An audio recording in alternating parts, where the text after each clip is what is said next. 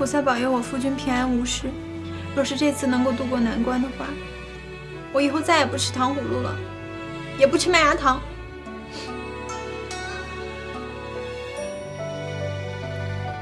把我手机拿来，我要给我妈打个电话。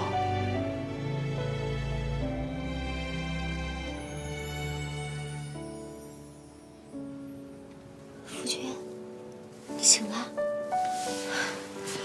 你刚才说什么？夫君，人生自古谁无死，此恨绵绵无绝期。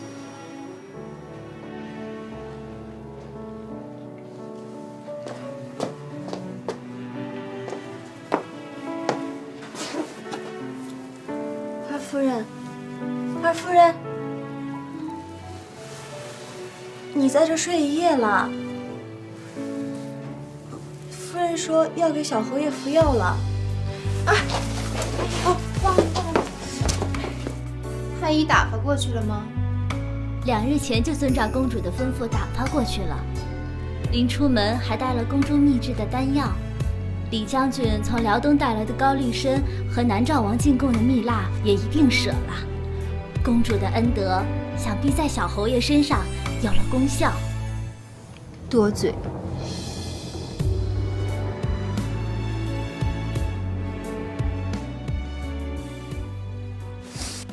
饿呀，饿得我能吃下一头牛啊！给我弄点吃的。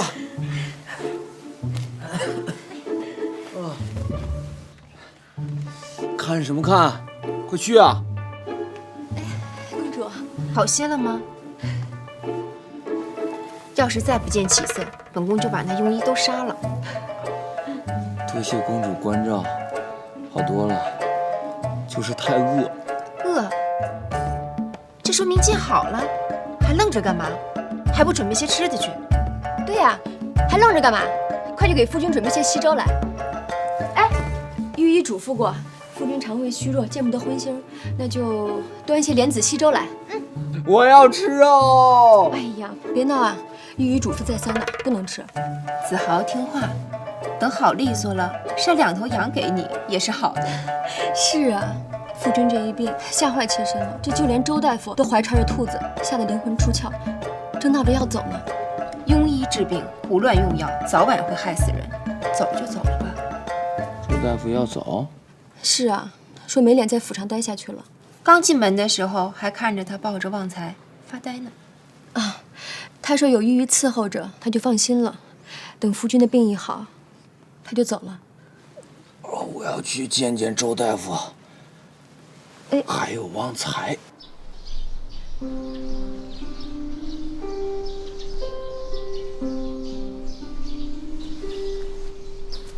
周大夫。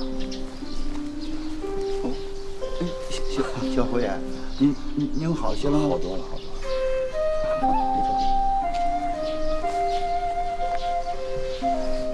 哎，周大夫，再别提要走的事儿了。哎，实不相瞒，在下的医术是半路出家，实在不敢再留在侯府了。当年蒙老侯爷看中，才能进了侯府，连自己也没想到啊。您也是侯府的老人了，没有功劳也有苦劳，别动不动就说走。也许家父说的对，在下真不是个行医的材料。周大夫仁义谦和，庄子上口碑还是很好的。口碑？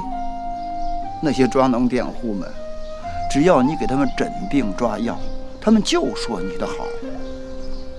在行家眼里，在下还是个门外汉。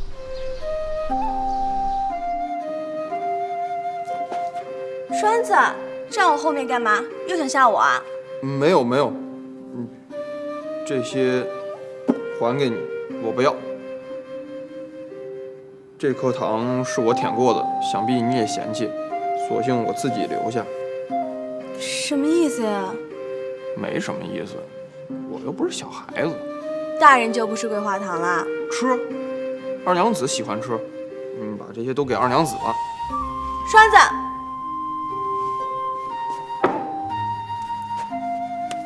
叫你吃你就吃，给不给二娘子是我的事儿，你少管。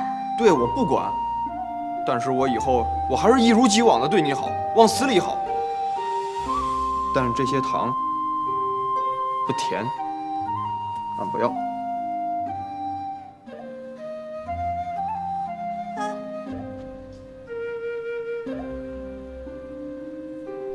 上次庄子上的牛病了，您不是都给治好了吗？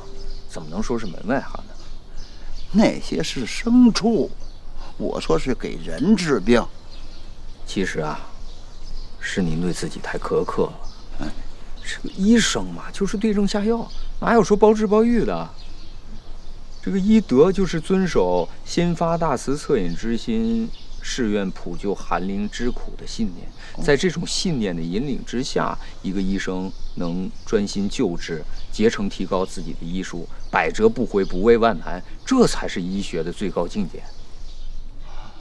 小侯爷说的是，在下受教了。这栓子搞什么鬼呢？小迪，二夫人，生些火，煮些粥。哦，是。哎，二夫人，夫人说了，小侯爷不能吃荤腥的。他想吃，我就给他。哎，对症下药，就这4个字，说起来简单，可是在下20年都不得其门而入。哎，或许务农不错，顶多就没有收成而已，总比善心害人强。务农啊，您可想好了？多年来，侯府对在下不薄，积蓄嘛也有一些，置几亩薄田足够了。我倒是有个建议，不知道周大夫愿不愿意听听？小侯爷但讲无妨。我们家的那些牛啊、马、羊啊，都是分散在佃户家包养的。那我想起个牲口棚，把这些牲口都圈养起来。哦，可是这个圈养啊，它不太容易。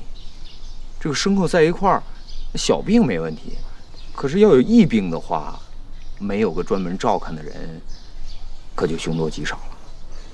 这个，可是这大大小小上百头牲口照看起来，肯定是没有时间种田了。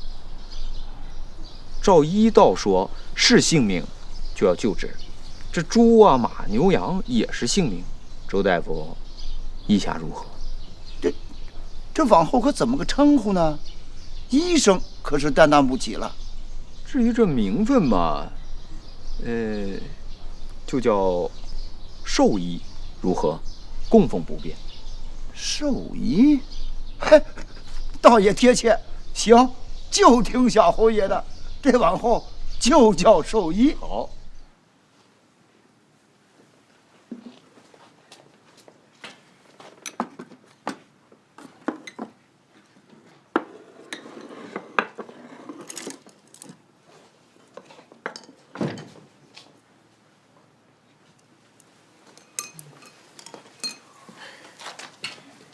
又吃这个呀！哎呀，天天喝粥又喝粥，我的胃都空了。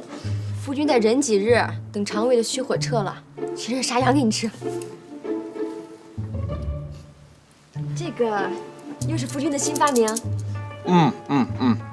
这什么呀？给娃玩的玩具？这可不是给娃玩的，这叫计算机。什么机？计算机。儿女，干嘛呢？给夫君喂什么呢？啊？喂什么干嘛？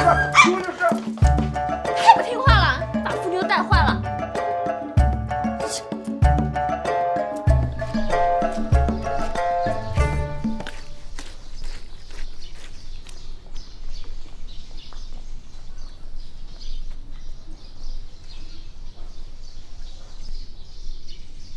你站着干嘛？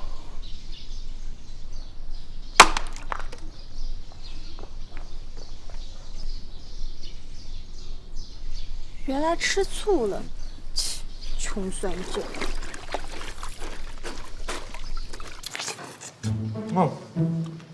哎呀，太酸了，等熟透了再吃才好吃啊。白吃枣还嫌核大，不好吃弄了一脸，这好吃还得了了？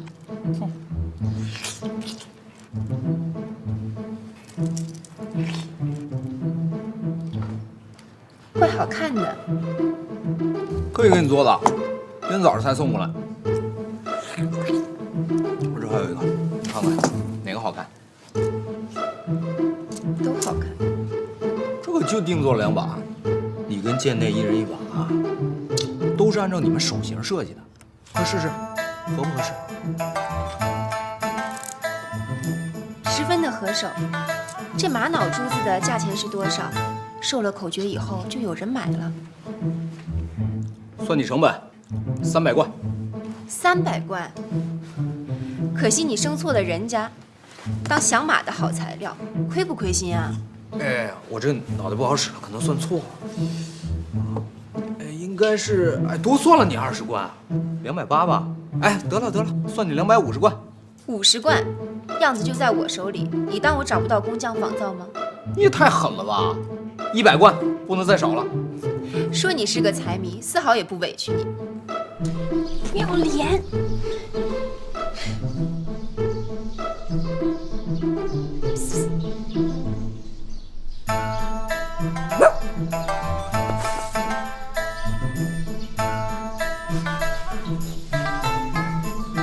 没有利益，谁发明这玩意儿啊？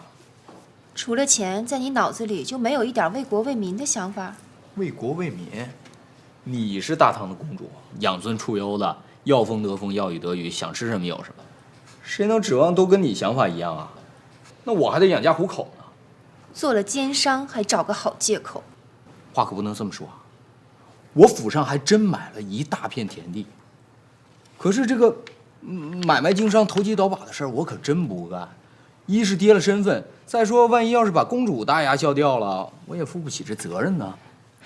别人不知道你，我还不知道你了。德行在那儿摆着呢，还想把自己撇干净。那九花玉露就不说了，花露水让你赚了多少钱？你当别人都是瞎子？打住！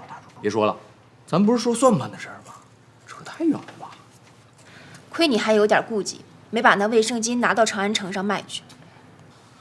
哎呀，你对我要求也太高了吧！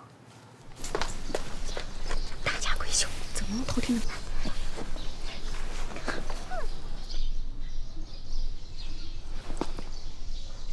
你怎么要求这么高呢？我又不是圣人，就算圣人也得穿衣吃饭吧。天下熙熙，皆为利来。我靠我自己的聪明才智混口饭吃，有什么不对的呢？这要是赶上市场经济时代，就连你们这些政客也得看商人的脸色呀。哎，算了，不跟你说这些了，说这些你也不懂。还有，我跟你说，发明创造真的要有知识产权，应该受到法律的保护，要不然子孙后代怎么跟着吃红利啊？你说我发明个东西，什么都换不来，我发明它干嘛呀？可是你说的这些跟我想的完全不是一码事儿。那仁孝礼仪是什么？是做人的根本。凡事以利益来看，有利则通，无利则亡。若是人这样处事，那不活也罢。你呀，虽然是大唐公主，不过眼界也就到这儿了。让你们这个时代的人把眼光放长个千800年呢，也不太现实。算了，咱们俩还是聊聊我们俩都能听得懂的事儿吧。整日里胡言乱语的，心里没有个尊卑礼常。平时跟别人没大没小也就算了，今天居然敢跟本公主出言不逊。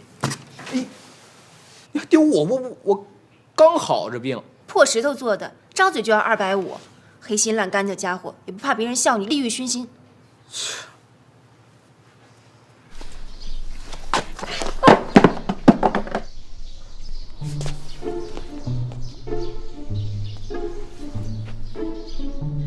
快，进书房，都过来！快点，还愣着干嘛呢？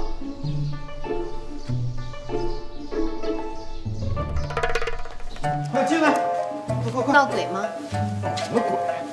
我让他们见识见识。见识你一副奸商的嘴脸。奸商嘴脸。哎，对，都排好队。站好一排，不许抢啊！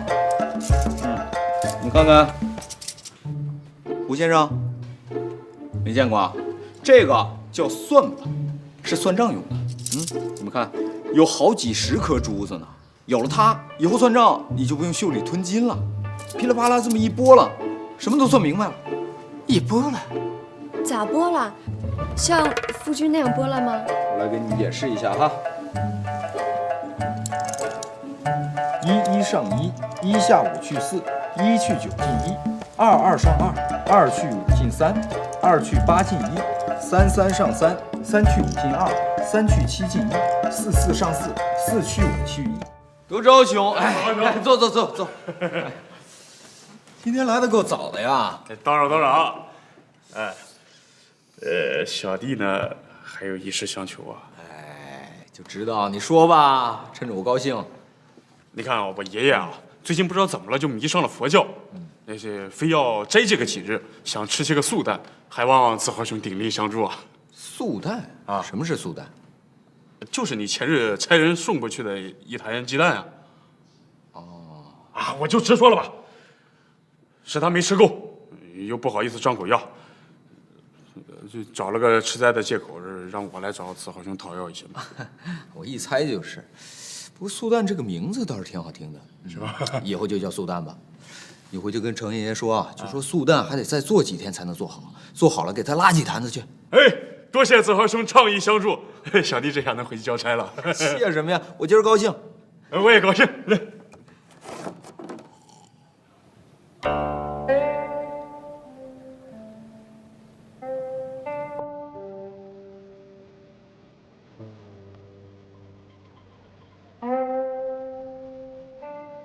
怎么还摇头晃脑的？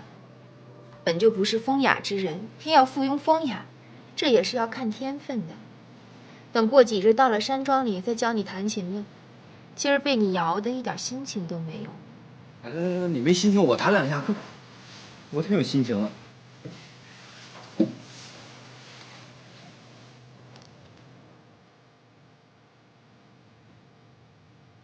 你那双手扒拉扒拉算盘就得了。弹琴还是算了。我就想弹个曲子，你能不能鼓励我一下？这我要弄个吉他吓死。什么是吉他？反正比你这玩意儿好听。你不会弹琴，我也没有小瞧过你。你要会弹琴，我更不会高看你。你敢不敢委婉一点？我这大病初愈的，能受得了这种刺激吗？皇上。这是我朝一部难得的好书啊！这个王子豪真是个人才。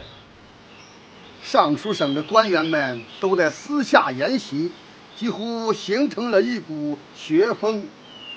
派人给李淳风道长送一册。是。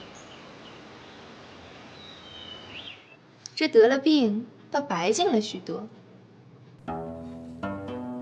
哎，对了。有事要跟你商量。你看，你们庄子上现在养的鸡那么多，将来蛋的产量肯定也大。那你一个人吃又吃不完，不如我去你们家收购。收购可以呀，但不能亏待佃户，要跟你庄上的一视同仁。那怎么行啊？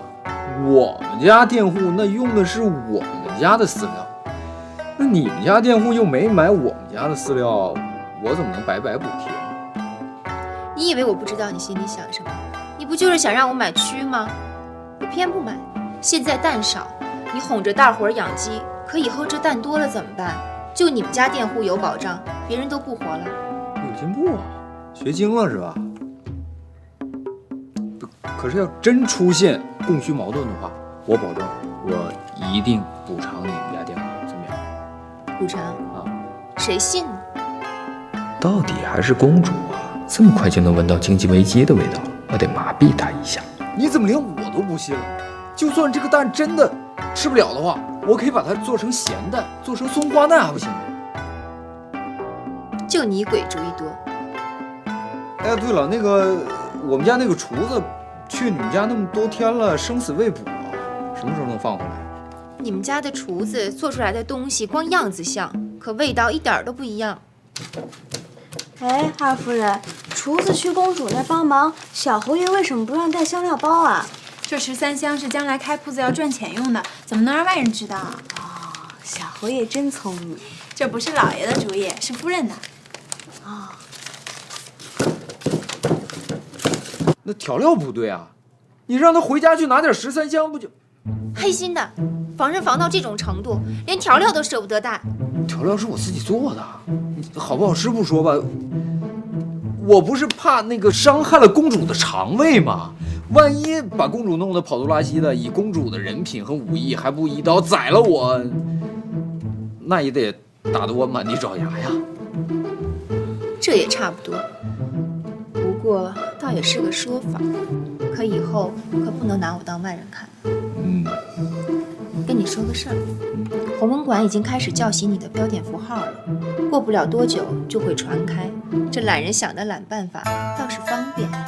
还有你编写的基础算术，昨儿也开始雕版了，也是先从弘文馆开始校习。我都有著作了，比李淳风都厉害了。这基础算术在朝堂上已经成了抢手货，尚书省那帮半吊子们没有一个不佩服你的。那是，我就是蓝猫3000问。行不行啊你？还不禁夸了，还蓝猫3000问，弱不弱呀你？说谁呢你？弱不弱？我问你，你什么时候陪我去园子？哎呀，这个我得问我夫人啊，看什么时候有时间。哎呀，小时候没轻没重。哎，时间不早了，我先回了啊。滚吧滚吧，没人送你。不用送，我路熟着呢。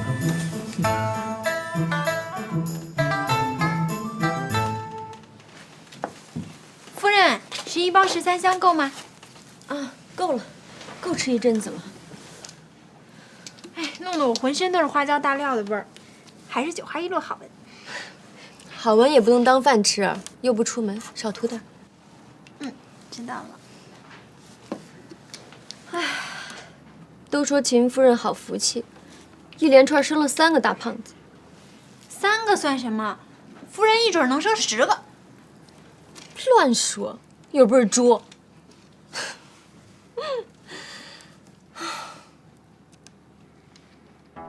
1上1，1下5去4，1去9进1，2上2，2下5去3，2去8进。老管家，你就让我进去见见小侯爷，我要当面向他请教。若能见小侯爷一面，死而无憾。小侯爷说见就能见的吗？赶紧走，快走！今天见不到小侯爷，我们就不走了，大不了饿死在这儿。对，饿死在这儿。胡闹！仇府容不下饿死鬼，赶紧走！老管家，让我们进去见见小侯爷，求求你了。二娘子。王子豪的小命总算是捡回来了。大病初愈之后，他制作了算盘，还有珠算口诀，令众人直呼神奇。下一集中，子豪名动长安，众学子纷纷都来拜会。这还得等到什么时候？怎么还不来呀？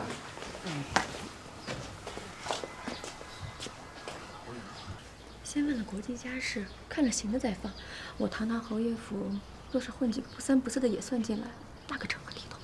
夫人放心，老奴眼睛尖着呢。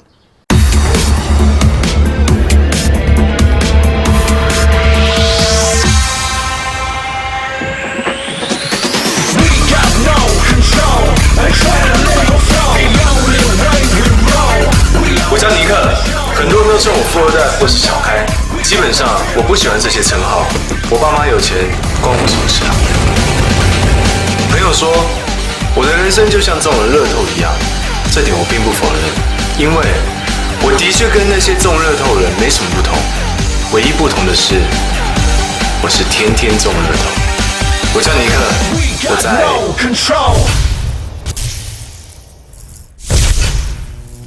我要留下爱的印记。救命啊！